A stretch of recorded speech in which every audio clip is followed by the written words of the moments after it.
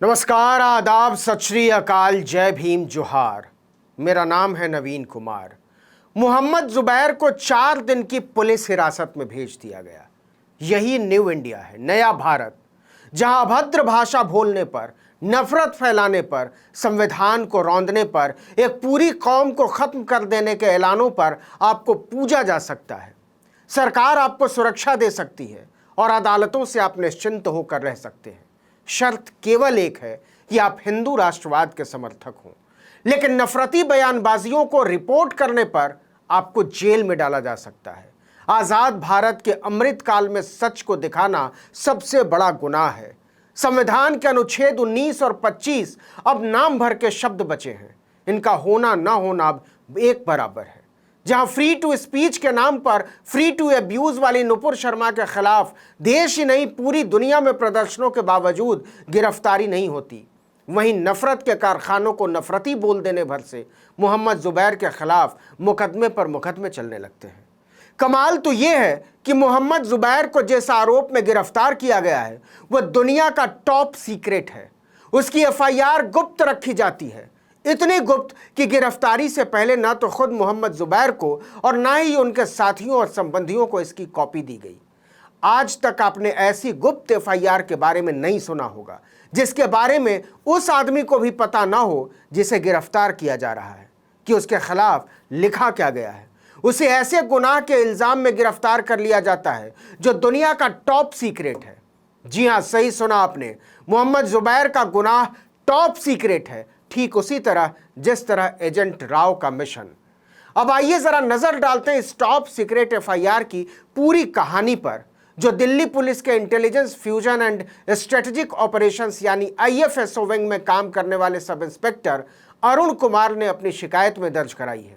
इसी शिकायत के आधार पर मोहम्मद जुबैर को गिरफ्तार किया गया। आज मैं दिल्ली पुलिस के आईएफएसओ यूनिट द्वारका में इमरजेंसी ऑफिसर के तौर पर तैनात था।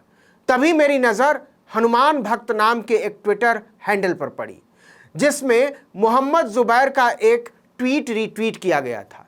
इस ट्वीट में मोहम्मद जुबैर ने लिखा था, 2014 से पहले हनीमून होटल, 2014 के बाद Hanuman hotel.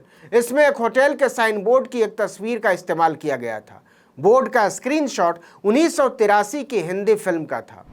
Sub inspector Arun Kumar ने आगे लिखा कि भक्त बालाजी के जैन ने ट्वीट किया कि भगवान हनुमान और हनीमून को जोड़ने से हिंदुओं का अपमान होता है क्योंकि हनुमान जी तो ब्रह्मचारी थे। कृपया इस आदमी के खिलाफ कार्रवाई करें।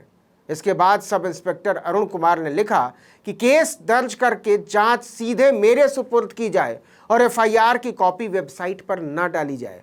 आपको बता दें कि दिल्ली में सारी एफआईआर वेबसाइट पर अपलोड की जाती है, लेकिन इंस्पेक्टर अरुण कुमार ने ताकीद की कि ऐसा नहीं करना है। क्यों?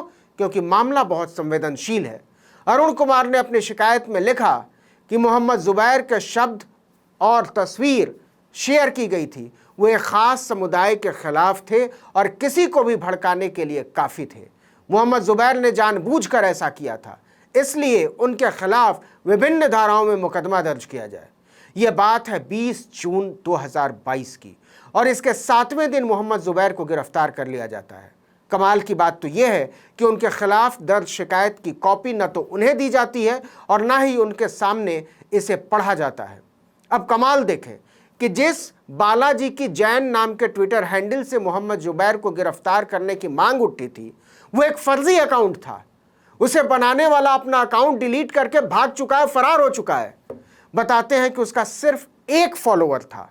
मोहम्मद जुबैर पर कार्रवाई के बाद उसके कोई 1500 फॉलोअर बढ़ गए थे, लेकिन जब पूरा भेद खुला तो वो अपना अकाउंट ही डिलीट करके भाग गया। लेकिन कमाल तो यह है कि दिल्ली पुलिस ने मोहम्मद जुबैर को भी यह बताने की ज़रूरत नहीं समझी कि उनके खिलाफ आरोप क्या है। उन्होंने कहा कि इन आरोपों को सीक्रेट रखा जाना चाहिए। किसने?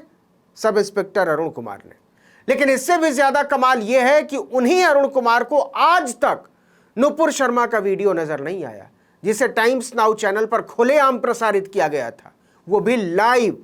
कमाल की बात यह है कि लाइव दिखाने के बाद उसे सोशल मीडिया पर भी डाला, लेकिन न नुपुर शर्मा जेल में है न टाइम्स नाउ के संपादक और एंकर नविका कुमार जेल में हैं, जिनके नेतृत्व में उनकी घटिया टिप्पणी मतलब नुपुर शर्मा की घटिया टिप्पणी पूरे देश में फैलाई गई, और ना ही टाइम्स नाउ के मालिकों पर हाथ डाला गया।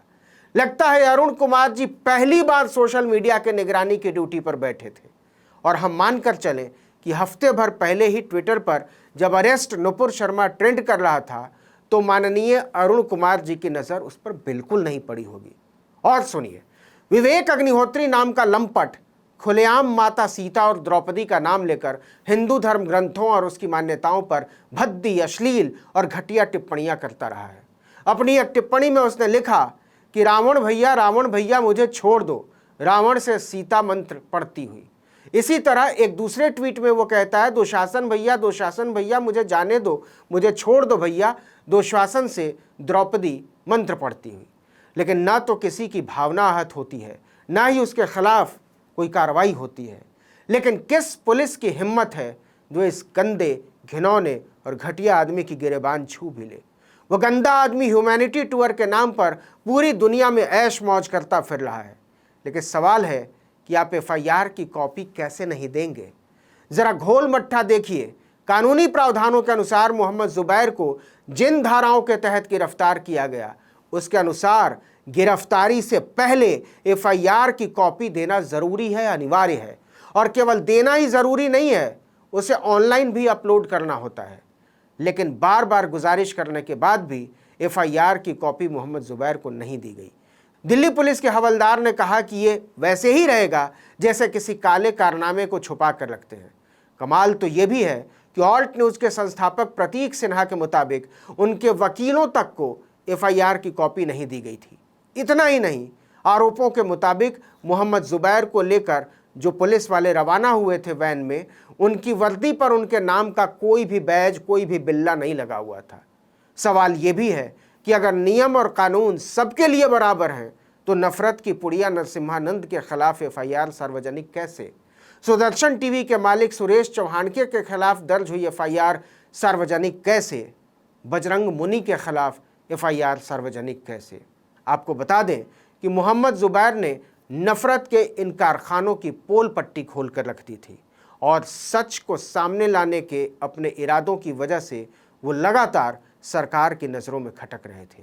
लेकिन अब यही नया संविधान है, यही नया भारत है, यही नया कानून है और यही नया सिस्टम है। इस पर सवाल करना मना है। अखिलेश यादव ने एक ट्वीट किया कि अब तो बस ये कह सकते हैं कि अच्छे नहीं लगते झूठ के सौदागर को सच की पड़ताल करने वाले। इस वीडियो में इतना ही, लेकिन अगर आपने आर्टिकल 19 इंडिया को अब तक सब्सक्राइब नहीं किया तो फ़ौरन कर दीजिए। बेल आइकॉन दबाइए, घंटी जैसी आकृति, लाइक कीजिए और कमेंट करके बताइए हमारा वीडियो आपको कैसा लगा। यूट्यूब पर देख रहे हैं तो हमारे चैनल को सब्सक्राइब कर दीजिए, फेसबुक पर देख रहे हैं तो हमारे पेज को लाइक कर दीजिए और इंस्टाग्राम पर हमें फॉलो कर लीजिए। हमारा ट्विटर हैंडल है article19_India। नमस्कार।